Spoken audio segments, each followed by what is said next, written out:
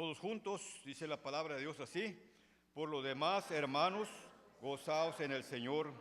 A mí no me es molesto el escribiros las mismas cosas, y para vosotros es seguro. Guardaos de los perros, guardaos de los malos obreros, guardaos de los mutiladores del cuerpo, porque nosotros somos la circuncisión, los que en espíritu servimos a Dios y nos gloriamos en Cristo Jesús, no teniendo confianza en la carne. Aunque yo tengo también de qué confiar en la carne, si alguno piensa que tiene de qué confiar en la carne, yo más. Circuncidado el 8º día, del linaje de Israel, de la tribu de Benjamín, hebreo de hebreos, en cuanto a la ley, fariseo, y en cuanto a celo, perseguidor de la iglesia, en cuanto a la justicia que es en la ley, irreprensible. Por cuantas cosas eran para mí ganancia, las he estimado como pérdida por amor de Cristo. Y ciertamente aún estimo todas las cosas como pérdida por la excelencia del conocimiento de Cristo Jesús, mi Señor, por amor del cual lo he perdido todo, lo tengo por basura para ganar a Cristo, y ser hallado en Él, no teniendo mi propia justicia, que es por la ley, sino la que es por la fe de Cristo, la justicia que es de Dios por la fe, a fin de conocerle y el poder de su resurrección y la participación de sus padecimientos, llegando a ser semejante a Él en su muerte, si en alguna manera llegase a la resurrección de entre los muertos. No que lo haya alcanzado ya, ni que ya sea perfecto, sino que prosigo por ver si logro asir aquello para lo cual fui también asido por Cristo Jesús. Hermanos, yo mismo no pretendo haberlo ya alcanzado, pero una cosa hago, olvidando ciertamente lo que queda atrás y extendiéndome a lo que está delante. Prosigo a la meta, al premio del supremo llamamiento de Dios en Cristo Jesús. Así que todos los que somos perfectos, esto mismo sintamos, y si otra cosa sentís, esto también os lo revelará Dios. Pero en aquello a que hemos llegado, sigamos una misma regla, sintamos una misma cosa.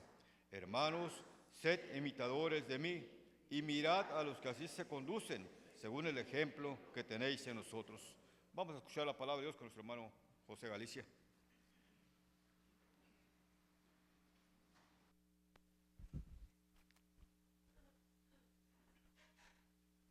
Vamos a orar, hermanos.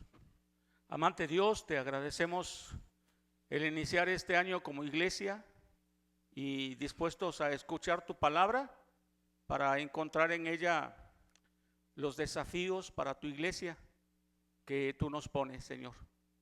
Sabemos que nuestra unión con Cristo produce la vida abundante para poder dar buenos frutos.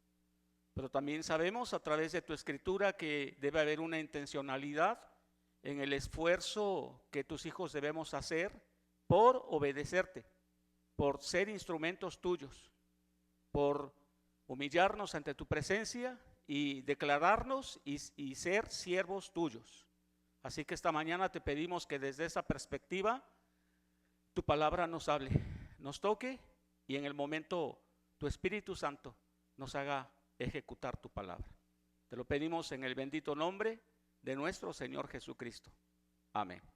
Tomen sus lugares, mis hermanos. Uno de los motores, acaso el más importante, es, o el único, es lo que podríamos llamar la inconformidad entre lo que sabemos que es nuestra realidad actual y nuestro potencial en Dios. En la vida en general y en la vida cristiana, esa tensión entre lo que somos y lo que sabemos que podemos llegar a alcanzar, llegar a ser, esa comparación es y debería ser un motor, porque nos debería causar descontento, inconformidad. Al igual que Pablo, debemos saber que todavía no somos quienes Dios quiere que seamos. Es una desgracia cuando algún cristiano se cree obra acabada. Nuestra unión con Cristo, de hecho, debería producir ese descontento.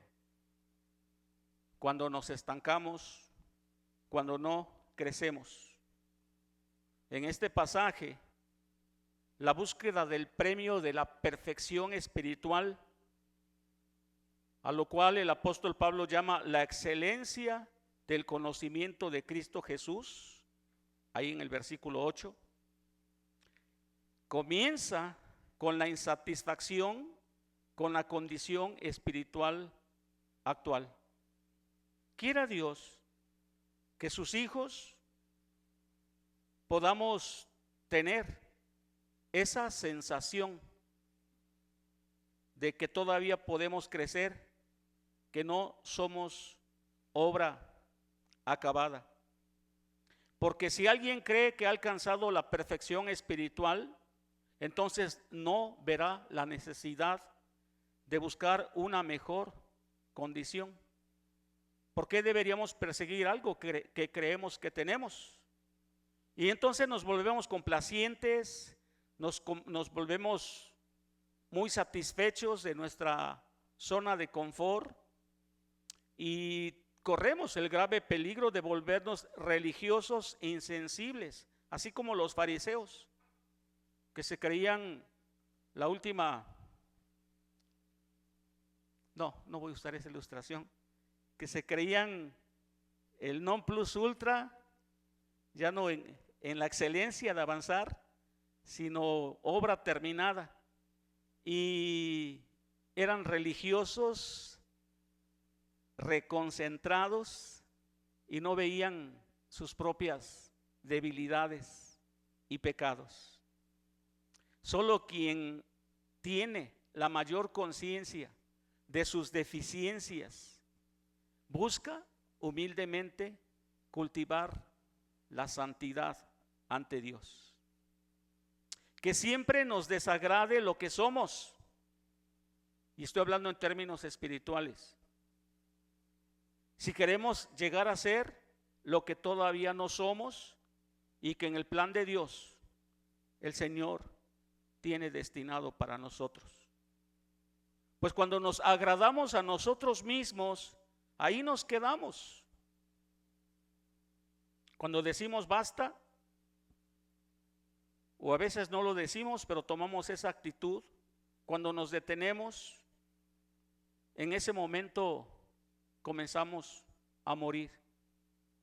Debemos crecer siempre, caminar siempre, avanzar siempre, no quedarnos en el camino, no volver atrás, no desviarnos. Se queda quien no avanza, retrocede quien se vuelve a las cosas que ya había dejado, se desvía quien apostata, quien se aparta, quien se va, aunque su cuerpo esté los domingos en un culto. Si ha renunciado a crecer, es un apóstata, por definición. Es mejor andar cojo por el camino que correr fuera del camino. El propósito de este pasaje, inserto en la carta a los Filipenses, y que nos habla del gozo cristiano, y también podríamos tomar esa perspectiva, porque podríamos tomar esta porción como consejos del apóstol Pablo para alcanzar la plenitud, el gozo, la felicidad, al estilo del shalom judío, la plenitud de la vida. Y se podría tomar desde esa perspectiva, pero también creo que en primer lugar se debe tomar desde la perspectiva de crecer, de esforzarnos, de no conformarnos, de avanzar. Cuando decimos en los inicios de este 2026, feliz año, debemos entenderlo desde la perspectiva de Dios. El cristiano debe evolucionar, permítanme esa palabra, en su vida espiritual. El cristiano debe crecer. Un cristiano que no crece es un cristiano, es una negación del cristianismo. Así que solamente voy a presentar 2 puntos, es un mensaje de 2 puntos. Y el primer punto se llama la basura. Es que el Señor nos llama a entender, a discernir en nuestra vida qué es lo que vale la pena y qué es basura. Porque así lo dice el apóstol Pablo en esta lectura. Todo lo demás que no es conocer a Jesucristo, lo tengo por basura, ahí en el versículo 8, para ganar a Cristo. Basura.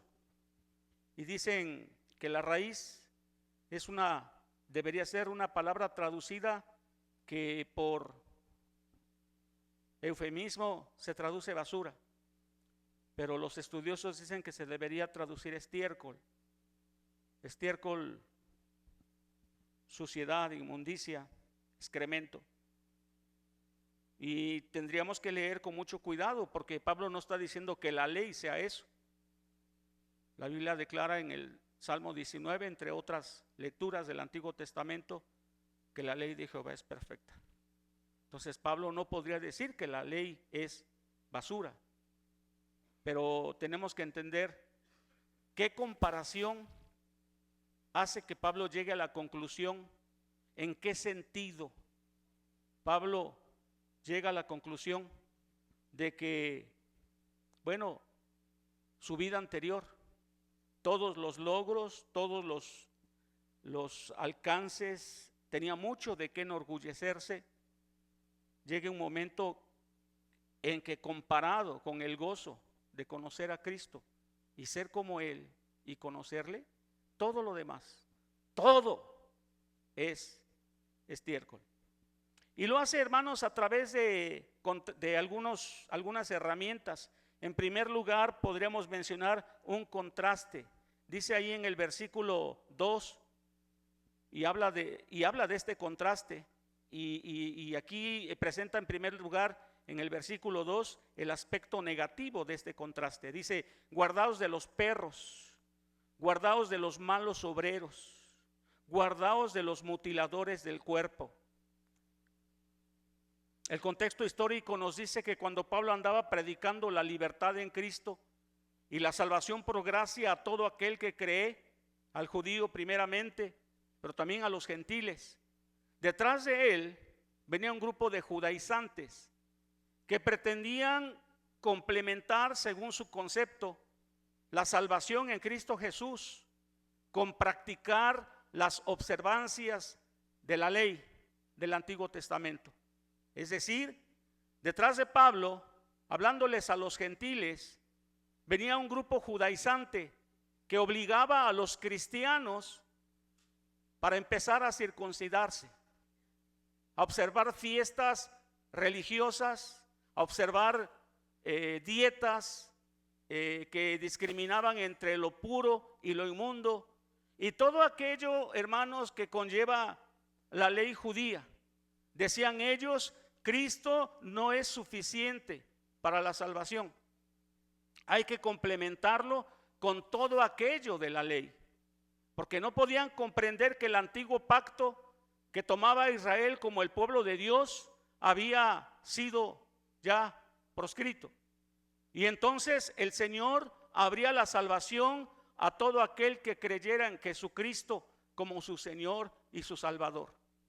Y Pablo ni por un momento, este es uno de los versículos y de hecho uno de los pasajes que refleja todo el temperamento de Pablo, como cuando se enojó allá en Atenas al ver la idolatría, pero reaccionó con mucha inteligencia, movido por el Espíritu Santo, por supuesto, y desde aquella aquel altar que no tenía una figura al Dios desconocido, comenzó a predicarles. Y aquí nos enseña algo, hermanos, de su temperamento, pero no duda en poner en claro de qué se trata el contraste. En el versículo 2 les llama a estos judaizantes perros. Ahora, yo no sé cuál sea la peor ofensa a una persona en nuestra cultura. Bueno, sí sé, no quiero recordar eso. Pero entre los judíos, la peor ofensa, hasta cierto punto elegante, era llamar a alguien, bueno, hasta acá en México, ¿no? Perro. O perra, como Jesús le llamó a la mujer sirofenicia. Y le llama perros. Porque el judío en general llamaba al gentil perro. Cuando se referían a los gentiles, les llamaban perros. Alguna tradición dice por ahí que en el templo había un letrero que prohibía la entrada a las mujeres, a los gentiles y a los perros. Y obviamente cuando una mujer llegaba a la entrada, pues se abstenía, so pena de que la mataran. Cuando un no judío llegaba a la entrada, se abstenía, so pena de que lo mataran. Y cuando un perro pasaba por ahí, veía el letrero, lo leía y decía, no debo entrar porque me van a matar. Obviamente no, ¿verdad? Es una ofensa directa hacia un no judío, hacia un perro. Y Pablo les cambia ahora a estos farisaicos la figura de perro. Ustedes que desprecian a los gentiles, ustedes que llaman perros a aquellos que desprecian por no ser parte del pueblo escogido, ustedes son los perros. O cuando menos les dice a Filipenses, hablando en tercera persona de aquellos judaizantes que son perros. Otro adjetivo que aparece aquí dice: guardaos de los malos obreros. Es decir, ellos negaban la gracia de Dios. El contraste más grande que Pablo presenta en su teología es gracia contra ley, salvación por gracia contra salvación por obras. Y aunque habla de las obras en general, casi siempre se refiere a las obras que se hacían por satisfacer los requerimientos de la ley. Santiago, otro escritor, sí habla de las obras en general, pero Pablo siempre contrasta las obras que los judíos tenían que hacer, obras de la ley, contra la salvación por gracia.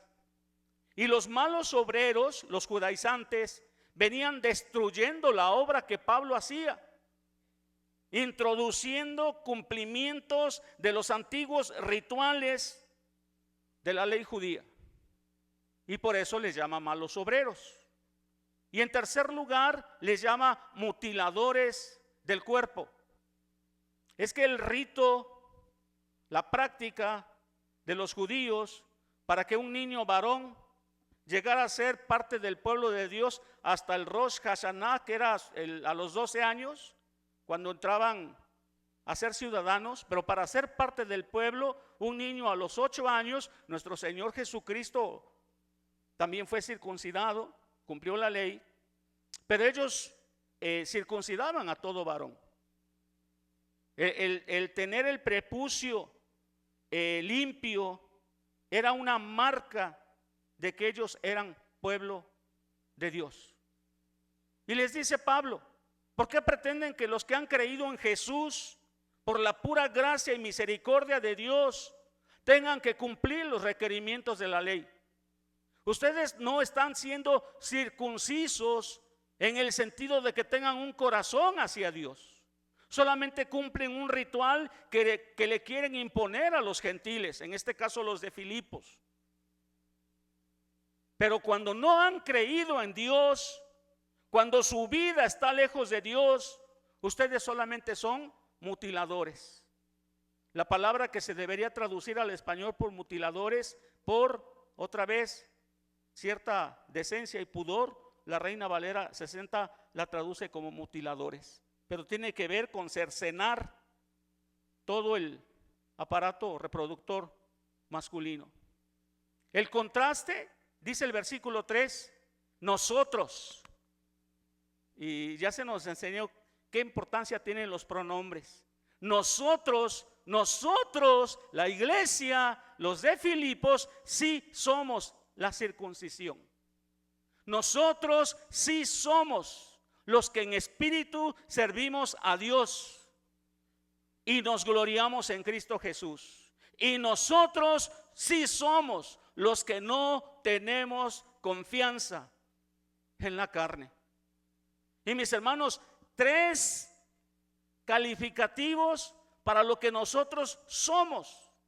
Somos la verdadera circuncisión, un corazón circuncidado, creyente en Dios. Y si nos jactamos de algo, no es por tener una marca en nuestro cuerpo, sino porque el Señor Jesucristo, habiendo creído en Él, nosotros tenemos en nuestro propio ser, en nuestro propio cuerpo, las marcas de Cristo, la fe en Él y en todo lo que Él hizo para darnos la salvación.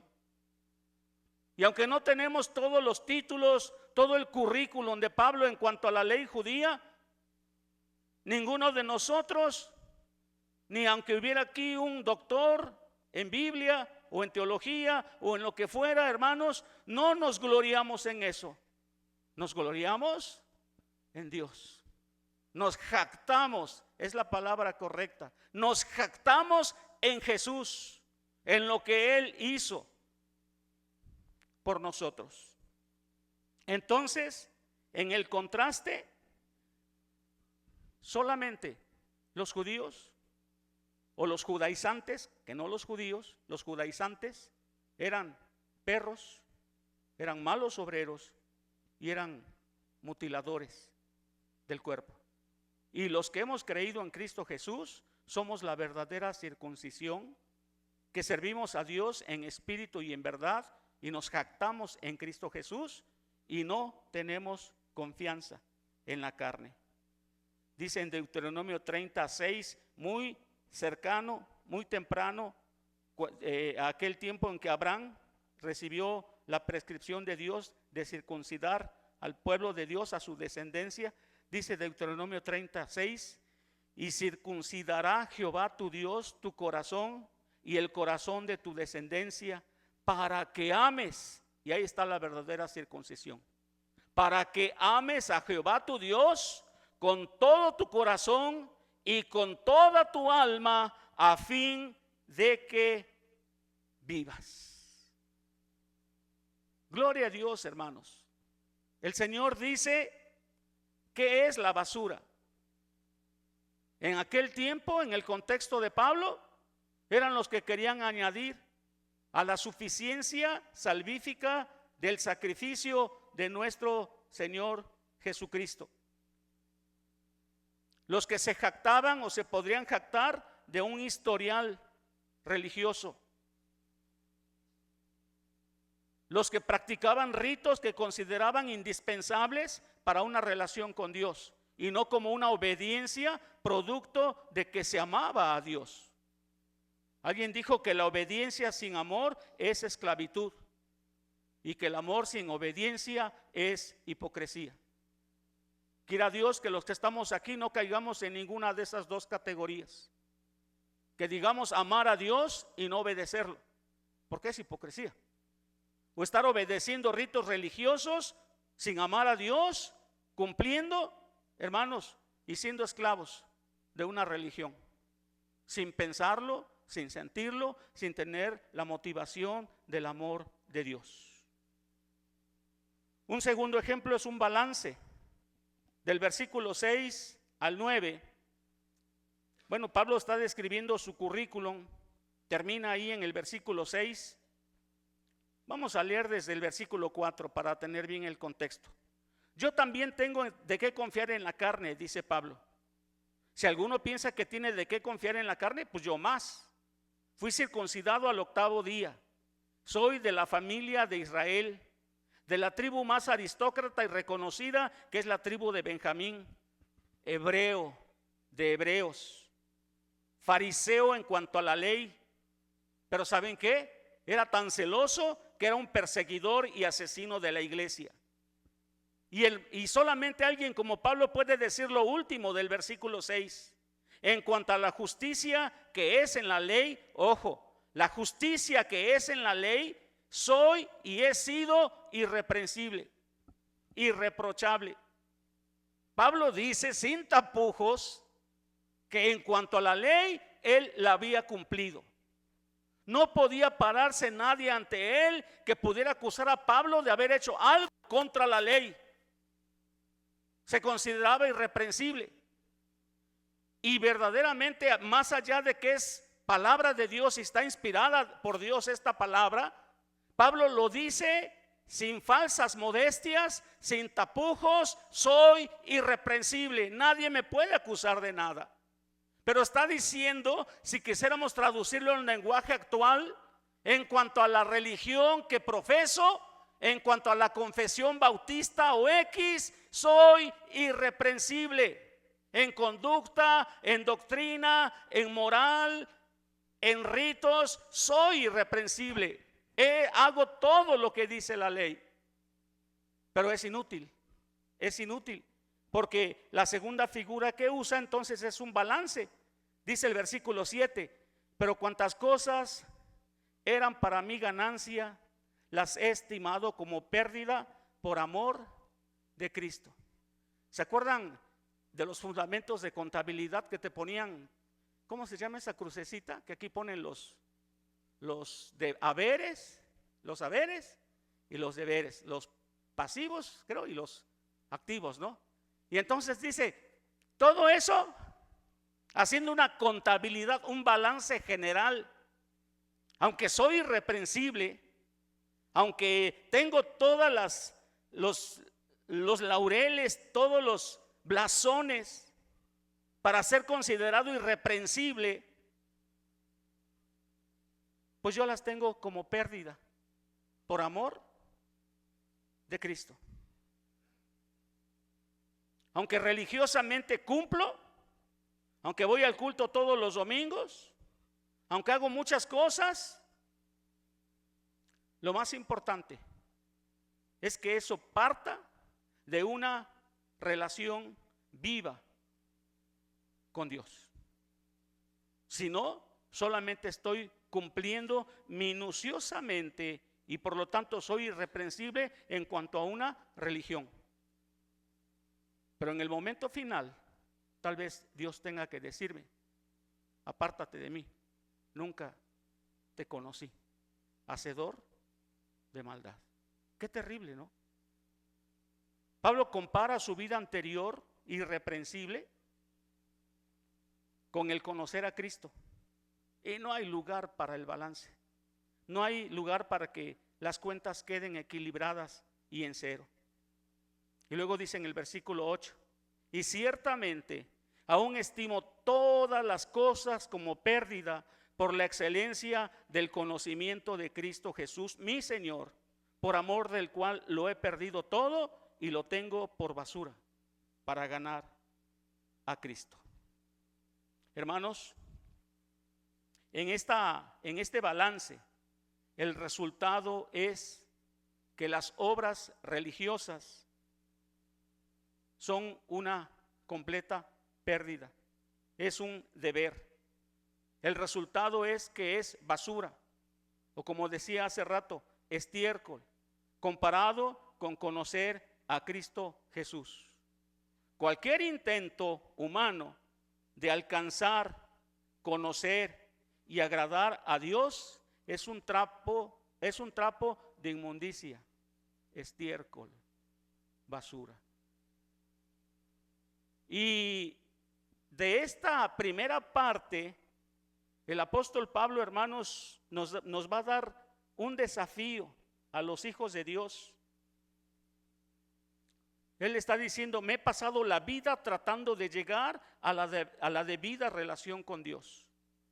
traté de encontrarla mediante la estricta sumisión a la ley judía. Pero encontré que la ley y todos los procedimientos eran menos que inútiles, pérdida, basura, para lograr la correcta relación con Dios. Así que renuncié a tratar de crear una bondad que fuera mía, propia, que le agradara a Dios. Cuando confiamos en nuestra buena conducta, en que estamos llevando estrictamente nuestra religión, en nuestras buenas obras, y entramos en una zona de confort donde nos contentamos con eso, aunque nuestra vida esté hecha garras y trizas, aunque nuestras familias se estén destruyendo, aunque nosotros sabemos que constantemente estamos pecando a propósito, hermanos, y nos conformamos con eso, estamos optando entre lo más glorioso con tal de agacharnos ante la inmundicia, meter nuestras manos en el estiércol y nos quedamos con esa basura y con ese estiércol. Por eso es que en este 2026, habiendo orado, hermanos, consideré que predicar este pasaje harto conocido entre los cristianos nos puede ayudar para poder hacer este balance y ver en qué estamos confiando.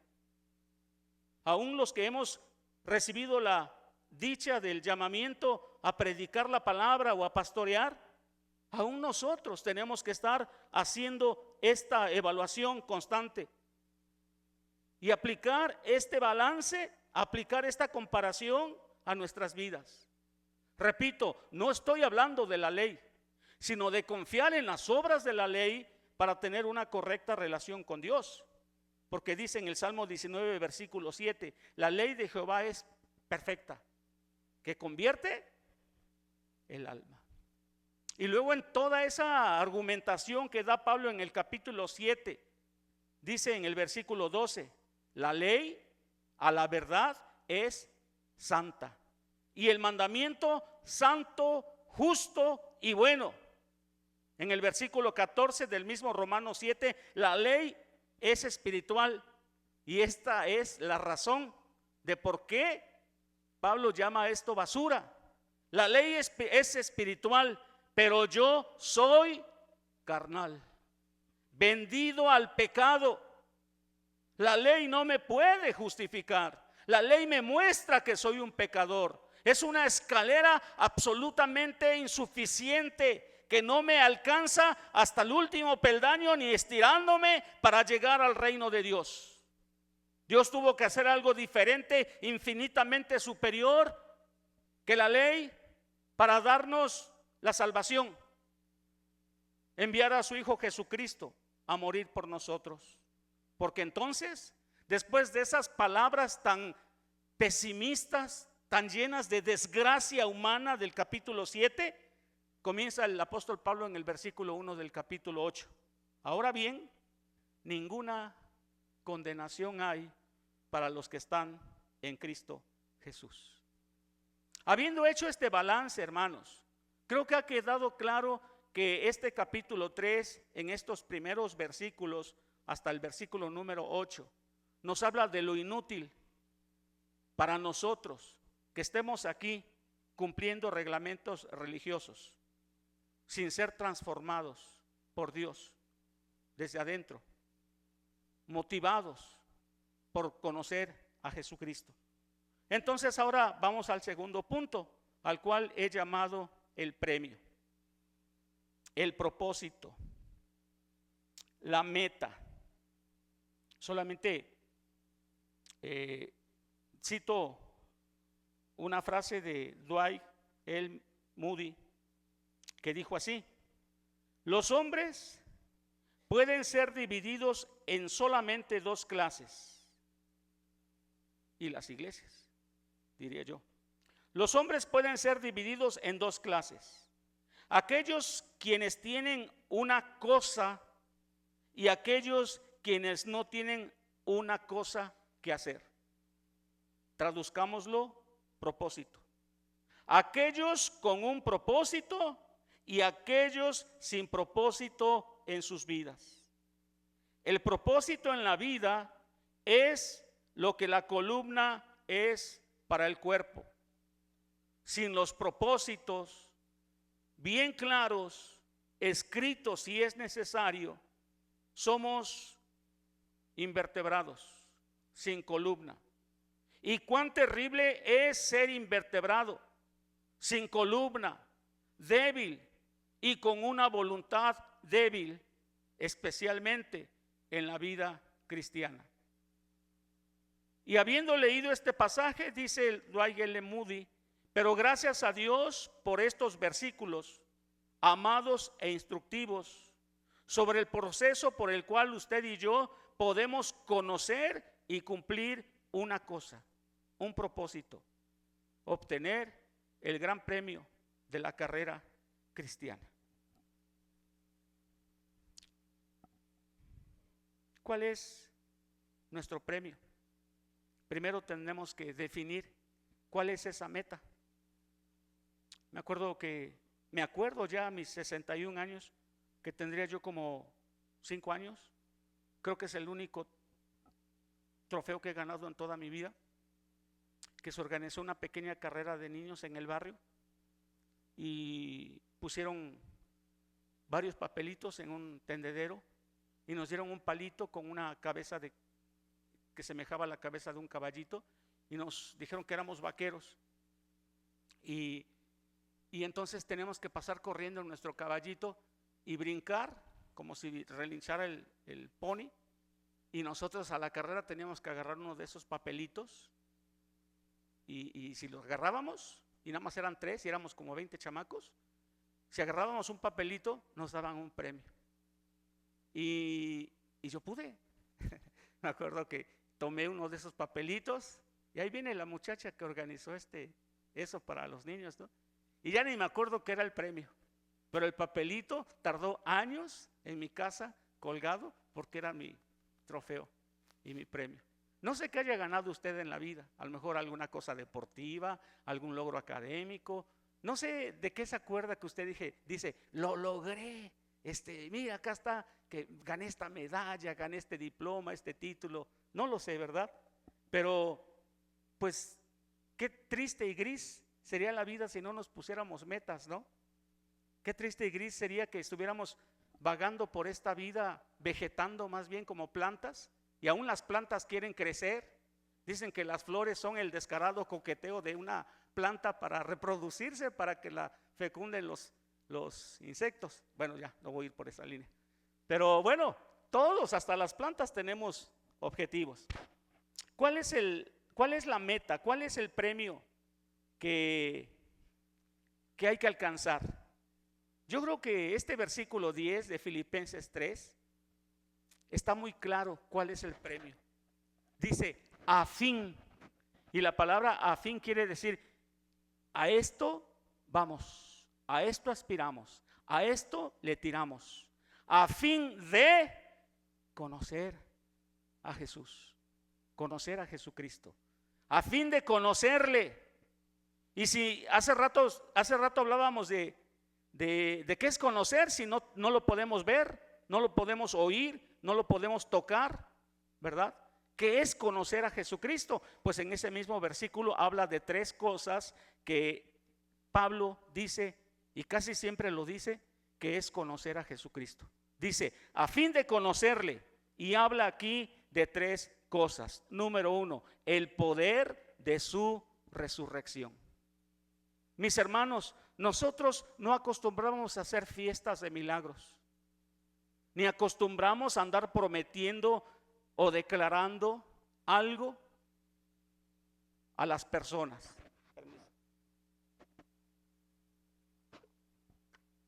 Y cuando digo nosotros, no solamente hablo de los bautistas, sino de aquellos que nos apegamos a la palabra de Dios. Pero les voy a decir algo: Dios sigue haciendo milagros. Eso es el poder de su resurrección. ¿Qué poder tan infinito puede haber, más grande, que hacer que nuestro Señor Jesucristo al tercer día se levantara de los muertos? Y lo que está diciendo aquí el apóstol Pablo, que conocer a Jesús es comprobar su poder en nosotros. Muchos de nosotros no podemos, entre comillas, habiéndonos declarado hijo de Dios, no podemos algunas cosas. No podemos superar nuestro mal carácter. No podemos superar alguna adicción. No podemos superar miedos. Conozco gente cristiana miedosa.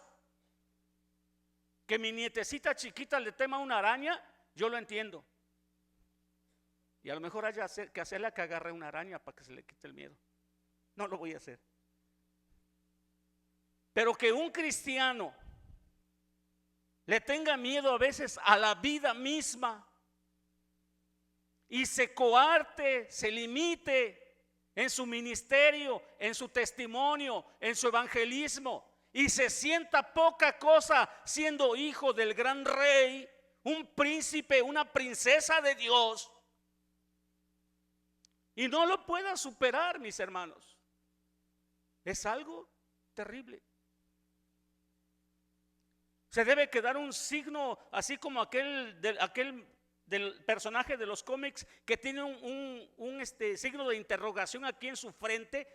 Debe causar una gran incertidumbre. Porque dice aquí Pablo, conocer a Jesús es comprobar de primera mano el poder que levantó a Jesucristo de los muertos. Y Dios te puede levantar a ti. Cuando estamos inmersos en las más terribles situaciones, en lo más oscuro, cuando sentimos que no hay salida, cuando solamente miramos hacia el suelo y vemos derrota, cuando las cosas se nos juntan y pensamos que sobre nosotros vino un aguacero de desgracias, un caudal de desgracias, quiero decir. En ese momento podemos nosotros decir como Pablo cuando clamaba por su gran aguijón: cuando soy débil, cuando estoy en la peor situación, soy fuerte. Porque cuando soy débil, soy un objeto apropiado para que repose sobre mí el poder de Cristo. Yo no hablo de cosas espectaculares, pero Dios puede hacer milagros. Puede cambiar tu carácter. Puede cambiar tu forma de relacionarte con los demás, ahí en tu casa, ahí con tu esposo, con tu esposa, con tus hijos. Dios puede dulcificar tu forma de hablarles. Dios puede quitarte ese vicio. Y no solamente me refiero a drogas o alcohol, sino a otros igual de terribles. Dios puede quitarte si estás batallando con la lujuria. Dios puede quitarte todo aquello que te ata a una vida mediocre en la vida cristiana. Conocer a Cristo, hermanos, es experimentar cambios en nuestras vidas por el poder de Dios. Hace rato hablábamos de las herramientas y hablábamos para conocer a Jesús y hablábamos de la lectura bíblica, de la oración, etcétera. Hace mucho tiempo leí un libro de Kuykendall, no me acuerdo cómo se pronuncia el nombre del autor. Es un libro como de 50 páginas, lo lees en un ratito, está muy interesante, pero su nombre era Nuestra unión con Cristo. Nuestra unión con Cristo. Y esa es la principal herramienta, perdón por llamarlo así. Nuestro recurso, nuestra vida. Conocer a Cristo es experimentar el poder de su resurrección. Pero si no hemos sido transformados ni un ápice, hermanos, en realidad estamos conociendo a Cristo. Hay un crecimiento en ese conocimiento. También dice ahí mismo en el versículo 10, la participación de sus padecimientos. Y luego en Colosenses 1:24, hablando de participar en los sufrimientos de Jesús, dice el apóstol Pablo: ahora me gozo en lo que padezco por vosotros y cumplo en mi carne lo que falta de las aflicciones de Cristo por su cuerpo, que es la iglesia. ¿Qué está diciendo Pablo? ¿Que le faltó sufrimiento a Cristo? Bueno, de alguna manera sí se puede interpretar. Pero él dice con una convicción que lo que él sufre por la iglesia, que es el cuerpo de Cristo, es parte de los sufrimientos de Cristo. Y yo me pregunto y le pregunto a usted en esta mañana, ¿qué sufre usted por Cristo? Si usted puede andar con el mundo, por el mundo, con personas del mundo, y se siente tan cómodo y vive como el mundo y no sufre nada y no lo malven y no lo corretean, o a veces le dicen aguafiestas. Si usted se ha moldado de tal manera al mundo que ya no hay una diferencia, ¿qué podemos estar sufriendo por la causa de Cristo? Y no me refiero, hermanos, a personas santurronas. No me refiero a personas muy moralizantes.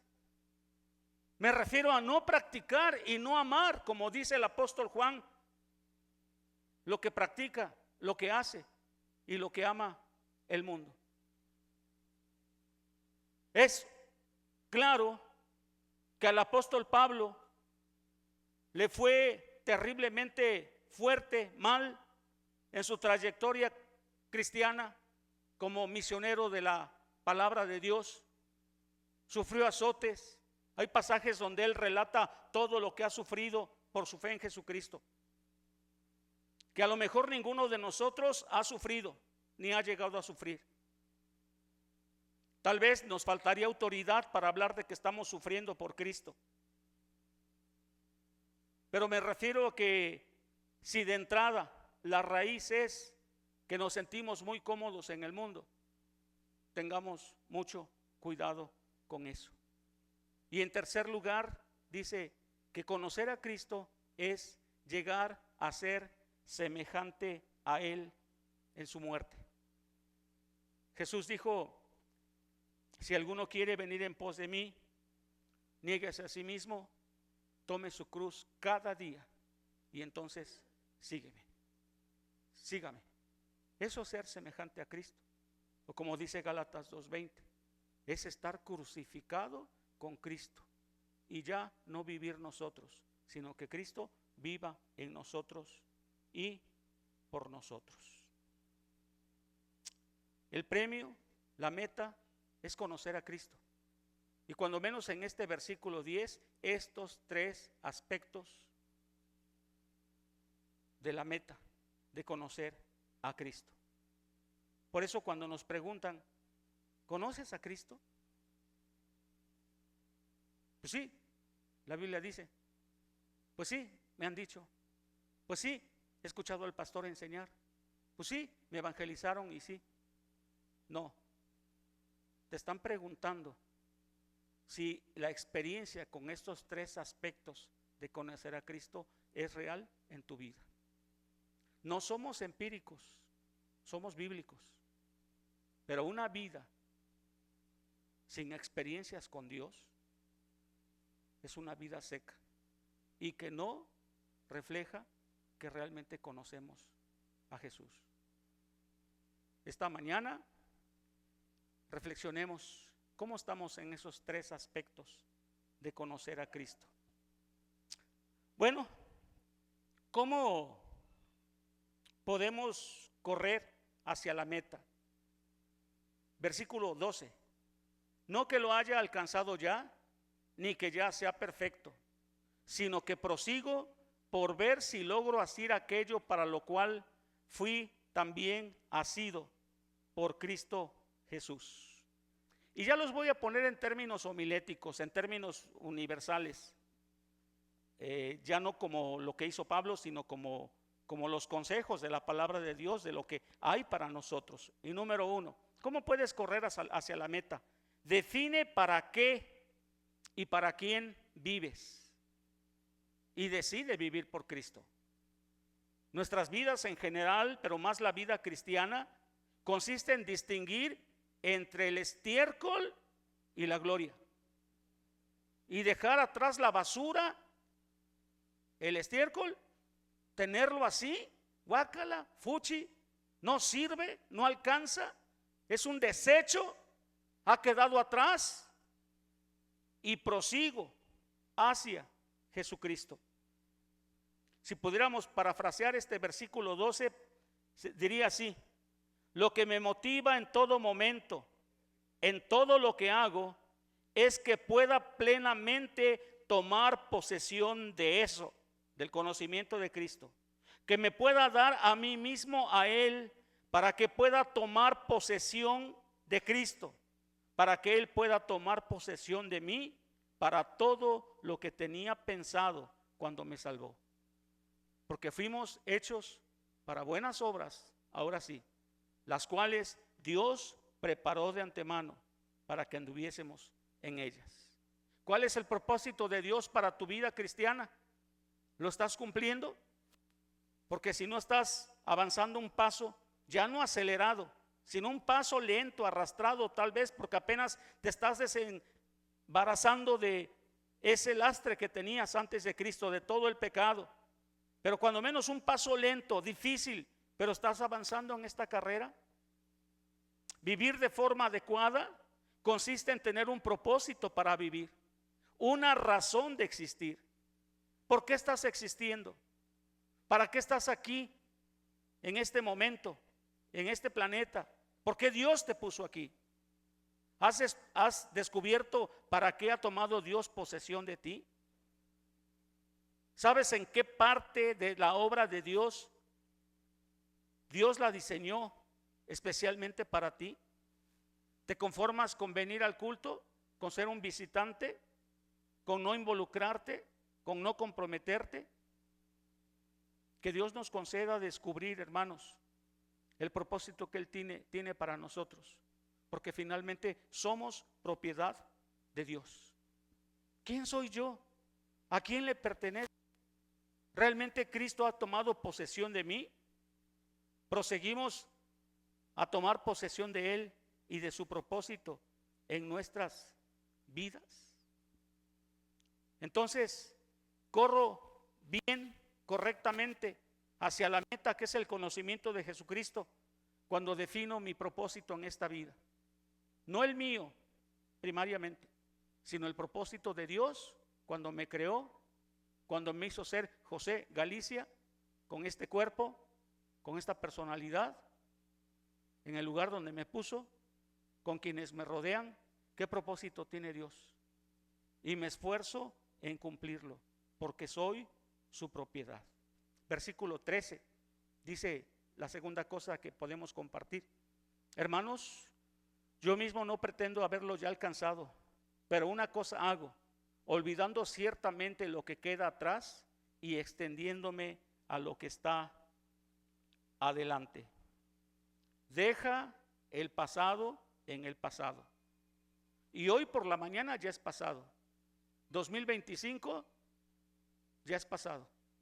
Los años mozos de nuestra juventud, los que ya tenemos algo avanzado en la adultez, quedaron atrás. Los triunfos, los logros que Dios nos dio cuando éramos muchachos, cuando empezamos el ministerio, cuando empezamos en nuestro primer amor como cristianos, ya quedaron atrás. A partir de hoy, Dios tiene planes para tu vida y para la mía. Y debo dejar atrás eso. ¿Qué necesito dejar ir de mi pasado para poder enfocarme en el futuro? ¿Vivir de glorias pasadas? ¿Vivir de lo que Dios hizo en mi vida? Maravilloso. ¿O vivir también de mis fracasos? ¿Detenerme por acordarme de que soy completamente insuficiente? ¿Que fracasé? ¿Que he tomado malas decisiones? ¿Que he estado en situaciones deplorables? ¿Que me di cuenta que no sirvo, pero que es la gracia de Dios en mí?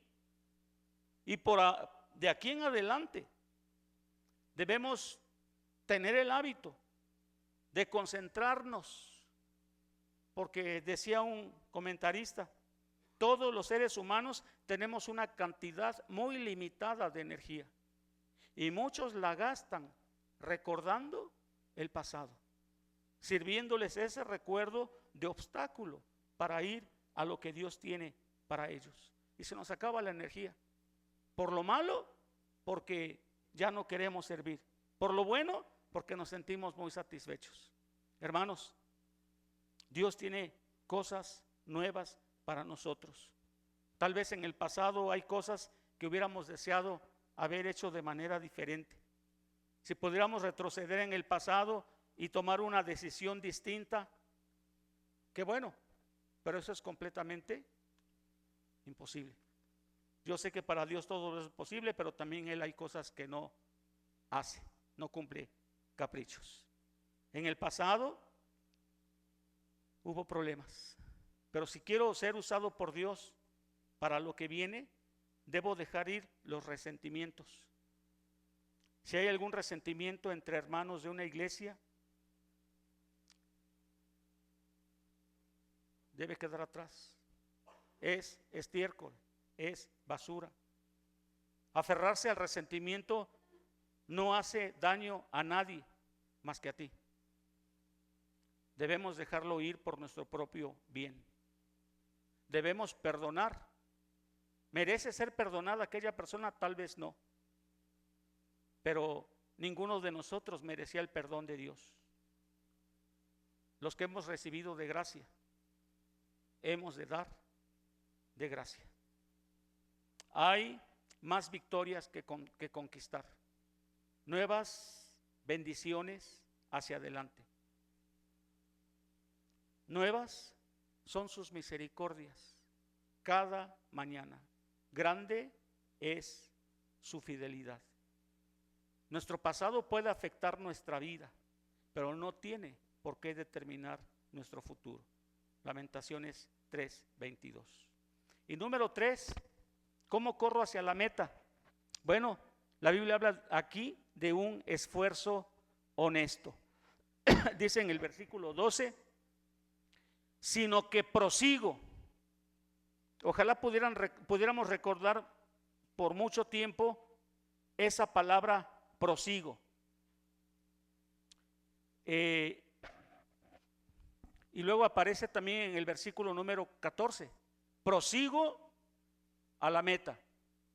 No sé si han tenido oportunidad de ver las carreras de atletismo, tanto las de 100 metros, donde aparecen atletas que no tienen un solo gramo de grasa, todo es músculo, son unas máquinas de correr. Hace tiempo batieron el récord de los 10 segundos, de correr 100 metros en 10 segundos. Hay quienes ya lo hacen, creo que en menos de 9 segundos, si no estoy equivocado. Me acuerdo de Carl Lewis, de aquel canadiense también que hizo trampa, etcétera. Pero les han tomado fotos de, no hice diapositivas hoy, pero hay fotos donde se ven esos corredores, como van así, su cara crispada, sus músculos resaltados, las venas brincando, las caras angustiadas, buscando así, rasgando el aire. A uno de ellos hasta le pusieron el hijo del viento, buscando ganarle al competidor y ganar aquella medalla que aunque sea de oro, pues es más el orgullo, el espíritu deportivo de competir el que los impulsa. Y es la palabra que usa el apóstol Pablo aquí. Prosigo, dice, prosigo. La palabra proseguir se puede traducir perseguir o procurar.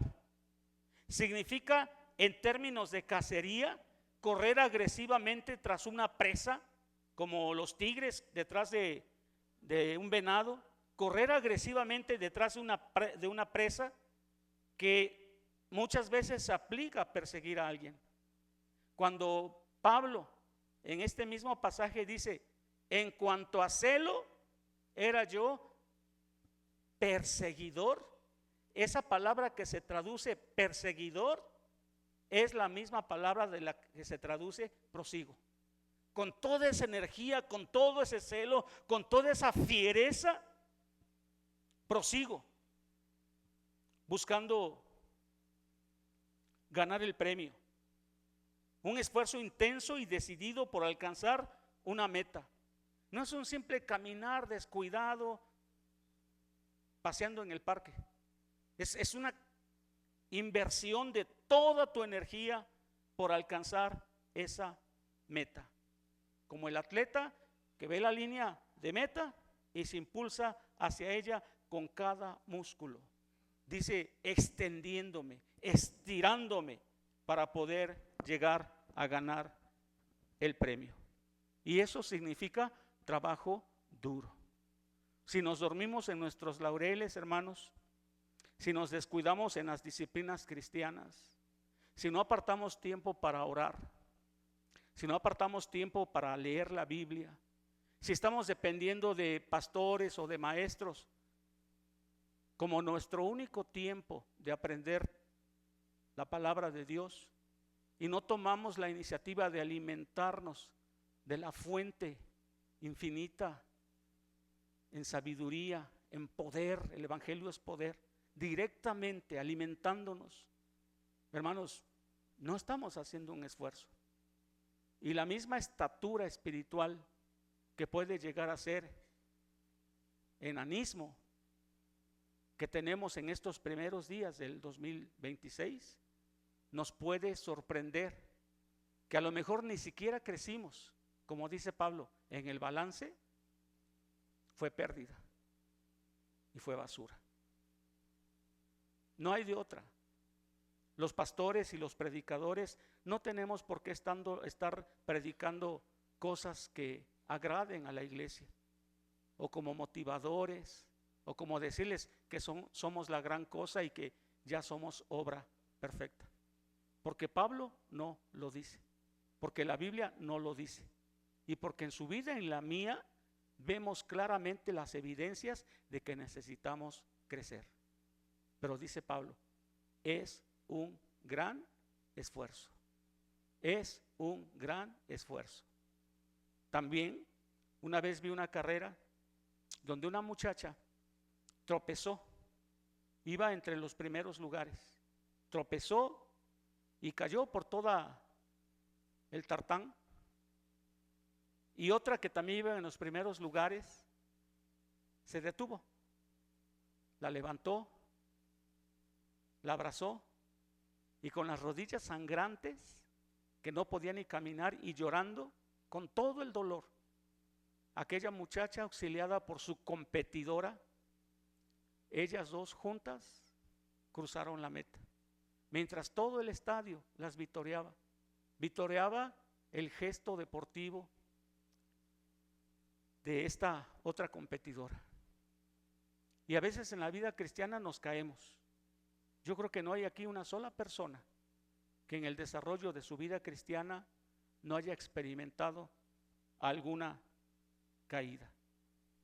Pero si lo más importante para tu vida es llegar a la meta, tienes que dejar el pasado en el pasado, considerarlo basura comparado con la meta de crecer cada día más en el conocimiento de nuestro Señor Jesucristo, experimentando el poder de su resurrección en tu vida, transformándote, dejando de ser la fiera indómita que eras, el carnal que desde su concupiscencia tenía actitudes, acciones, palabras, hechos que hablaban de una fiera sin doma, y llegar a ser un siervo obediente de Jesucristo. Empezar a vivir diferente al mundo, aunque esto suponga padecimiento. Apartarte de aquellas cosas que te complacen, que te gratifican y que buscamos constantemente. No porque sean malas, hay algunas cosas que se pueden disfrutar legítimamente, pero hay otras que sabes que te esclavizan. Tú sabes cuáles. Y llegando a ser semejante a Cristo en su muerte. Crucifícate con Cristo cada día. Si algo te ata a la tierra y es un lastre que tienes que hacer a un lado para poder correr libremente hacia la meta, hazlo. ¿Por qué tenemos que ser los mismos cada año? ¿Por qué tenemos que confesar los mismos pecados? Y hasta sentir feo, llorar y clamar a Dios con todo el corazón pero no hacemos el más mínimo esfuerzo y disciplina y plan para cambiar. Que este 2026 podamos decir con Pablo, pero yo prosigo a la meta, al premio del supremo llamamiento en Cristo Jesús. Amén. Vamos a orar. Amante Dios, te agradecemos esta palabra desafiante y podemos ver en perspectiva toda la vida de este apóstol fiel, con una preparación académica que fue sustituida con la gloria de tu presencia en su vida. Y aunque muchas veces usó hasta su ciudadanía romana, no lo tomaba como una cosa que sustituyera tu gracia y tu misericordia. Para él, todo aquel esfuerzo era basura. Y nosotros, Señor, no queremos aferrarnos al pasado. Todo lo que tú hayas hecho a través de nosotros en el pasado, te lo agradecemos, pero no queremos vivir de eso. Que este año podamos tomar todas las bendiciones, pero también los desafíos y retos que tienes para nosotros. En lo particular, cada quien, pero también como iglesia. Que no tengamos miedo de obedecer lo que dice tu palabra, toda tu palabra. Que no tengamos miedo de ser usados por ti, porque reconocemos que no es nuestra la obra, ni el poder, sino que somos instrumentos tuyos, Señor.